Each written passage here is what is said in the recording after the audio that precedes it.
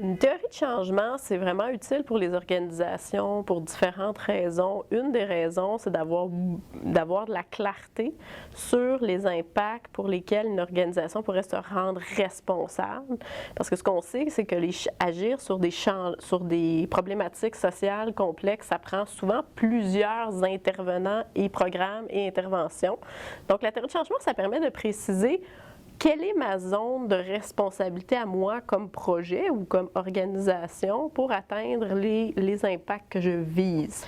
L'autre aspect qui me semble vraiment important d'une théorie de changement et qui est très, très utile pour les organisations, que ce soit tant en contexte de planification que d'évaluation, c'est que ça change la façon de se présenter. Pas juste se présenter avec ses stratégies, mais avec ses résultats.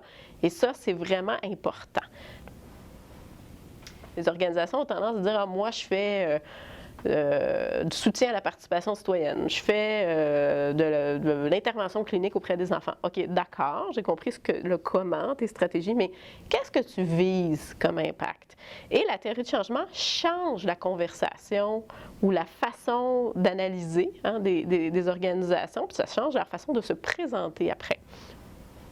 Parce que souvent, quand on démarre un projet, on est très amoureux de son projet et on est très, très, très attaché à comment on imagine les stratégies d'intervention qui doivent se mettre en place. Et la théorie de changement, ça permet de dire « Ah, ben peut-être que si je vise ça comme impact, je devrais penser à mettre en place tel autre moyen auquel je n'avais pas pensé au départ avec ma belle idée de projet que j'avais dans ma tête au départ. » Et une démarche de théorie de changement permet à une équipe, à une organisation d'avoir une vision beaucoup plus logique de comment bonifier les arrimages entre les programmes et aussi de se poser la question, est-ce qu'on a vraiment besoin de tous ces programmes-là pour atteindre ces résultats-là ou ces impacts-là qu'on vise?